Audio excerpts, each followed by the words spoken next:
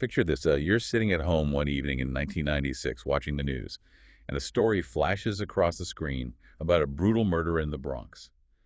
You shake your head, another senseless act of violence, you think? It's done.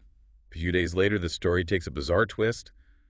The suspect claims he was nowhere near New York City when the crime occurred, that he was hundreds of miles away in Florida, and he has 13 people to back him up. That's where our deep dive begins today with the perplexing case of Richard Rosario. What immediately struck me about this case is the sheer number of alibi witnesses. 13 people, all claiming to have been with Rosario in Florida at the time of the murder. You'd think that would be enough to raise serious doubts, right? You would think so. But for some reason, the police never even bothered to contact these witnesses. We're talking about a cop, a pastor, a federal corrections officer, people you'd expect to be credible. And yet their accounts were completely ignored. This raises a critical question. Why? Was it simply an oversight? Or was there something more at play? Perhaps a bias towards the eyewitness accounts that placed Rosario at the scene of the crime. Well, let's back up a bit and lay out the facts.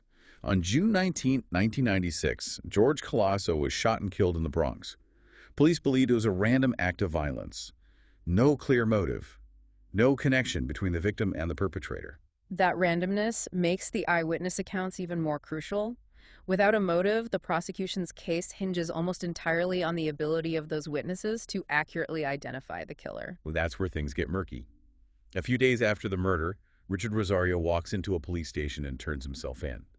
He provides a detailed statement claiming he was in Florida at the time of the crime and offers up the names of 13 people who can vouch for his whereabouts. This is a pivotal moment in the case. Rosario is essentially offering the police a ready-made defense, a solid alibi supported by multiple witnesses.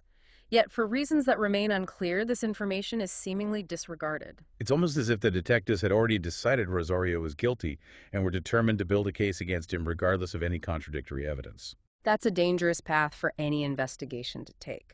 It's called confirmation bias, and it's a common pitfall in criminal justice.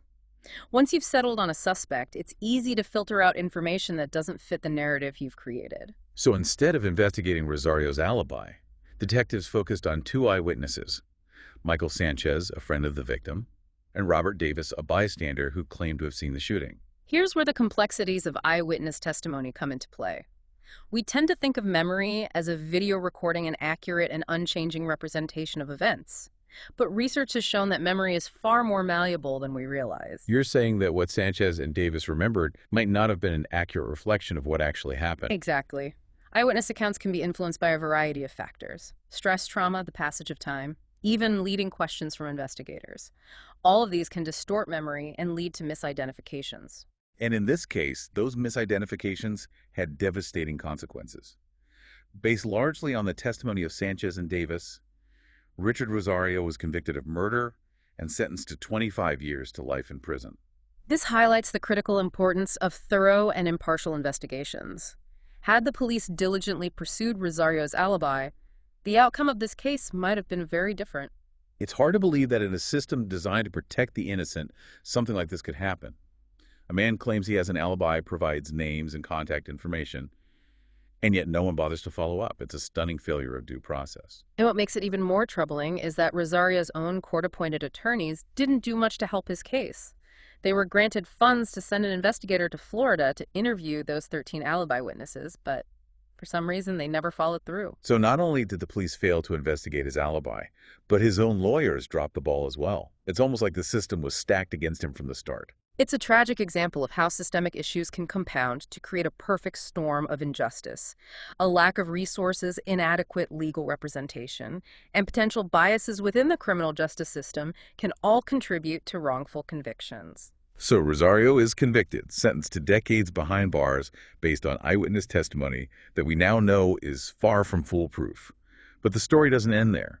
Years later, a pro bono lawyer named Chip Lowenson takes on Rosario's case and uncovers some startling new information. This is where the case takes a truly fascinating turn. Lowenson manages to track down 7 of those original alibi witnesses and brings them to a hearing to testify under oath. Remember, these are the people who claimed Rosario was in Florida when the murder occurred in New York. Finally, after all these years, their voices are being heard. You'd think this would be a game changer, right? You would think so. These witnesses were consistent in their accounts, placing Rosario hundreds of miles away from the crime scene. But the judge presiding over the hearing remained unconvinced. He ultimately ruled against Rosario, upholding the original conviction. It's incredibly frustrating. Here you have compelling testimony from multiple credible sources, and yet it's not enough to overcome the initial eyewitness accounts that put Rosario at the scene. It makes you wonder, what does it take to prove someone's innocence when the system seems determined to uphold a guilty verdict? This points to a deeper issue within the criminal justice system, the inherent difficulty of overturning a conviction even when new evidence emerges. Courts are often reluctant to admit they got it wrong, and there's a tendency to give more weight to initial findings than to subsequent challenges. It's like the system has a built-in inertia, a resistance to change even in the face of compelling new evidence. But wait, there's another twist in this story. Remember Robert Davis, the bystander who testified at Rosario's trial? Well, Lowenson managed to track him down, and what Davis has to say now throws the entire case into a whole new light. This is where the case truly enters the realm of the unbelievable.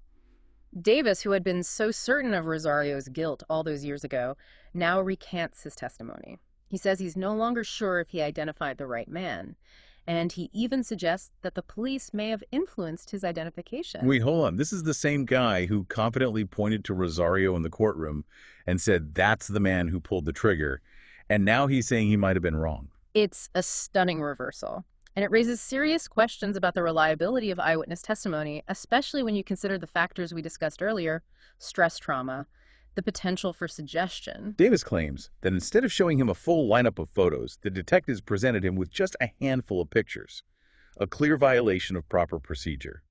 He also says that after he picked out Rosario's photo, the detectives told him, "You got the right guy," potentially reinforcing an incorrect identification. This brings up the issue of potential police misconduct. Were these detectives so focused on building a case against Rosario that they cut corners and potentially coerced a witness? It's impossible to say for sure, but David's revised account certainly casts a shadow of doubt over the integrity of the investigation. And here's where it gets even more intriguing. Davis also reveals something else during that interview. He claims that Michael Sanchez, the victim's friend, told him that he actually knew the shooter. This is huge, because Sanchez never shared that information with the police. If true, this completely changes the narrative. It suggests that the murder may not have been random after all, and that the police may have overlooked crucial information that could have led them to a different suspect. So we have Davis recanting his testimony, suggesting police manipulation, and revealing a possible connection between the victim and the real killer. So that the whole foundation of the case is crumbling before our eyes. You'd think this would be enough to warrant a new trial, right? You'd think so. But unfortunately, the justice system doesn't always operate with the speed and flexibility that we might hope for. Rosario's legal team continues to fight for his release. But it's an uphill battle against a system that's often resistant to admitting its own mistakes. We're left with the deeply unsettling question. If Richard Rosario didn't murder George Colasso, then who did? That's the million-dollar question, isn't it? The fact that Sanchez potentially knew the shooter and never disclosed that information to the police raises a huge red flag. It suggests a whole other line of inquiry that was never pursued. And let's not forget the context of the crime itself. Remember, the initial theory was that Colasso's murder was a random act of violence. But as we've dug deeper, we've uncovered information that challenges that narrative.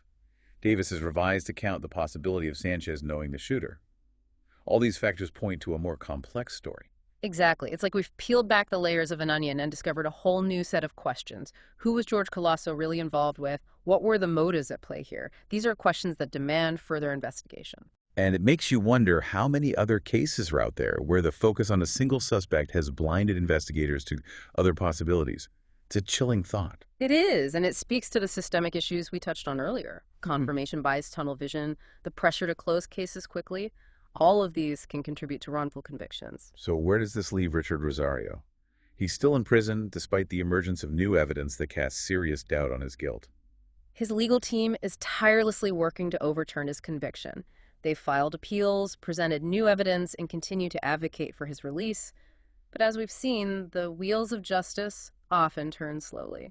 It's heartbreaking to think that an innocent man could be trapped in the system for so long.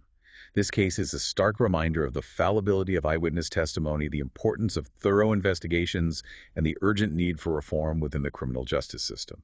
And it highlights the human cost of these failures. Richard Rosario has spent decades behind bars for a crime he may not have committed.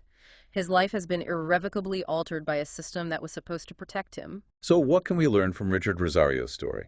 It's a call to action. We need to demand more from our justice system. We need to push for reforms that safeguard against wrongful convictions. We need to support organizations like the Innocence Project that are fighting to exonerate the wrongly convicted. And we need to remember that behind every case file, there's a human life at stake. This deep dive into Richard Rosario's case has been a journey into the dark heart of the justice system. It's a story of betrayal, of human error, and of a fight for freedom that continues to this day. We urge you to learn more about this case, to stay informed about issues of wrongful conviction, and to never stop questioning, never stop seeking truth, and never give up on the fight for justice. Thanks for joining us for this deep dive. We hope it sparked your curiosity and inspired you to think critically about the world around us. Remember to subscribe for more episodes that explore the complexities of our world and challenge your assumptions. See you next time.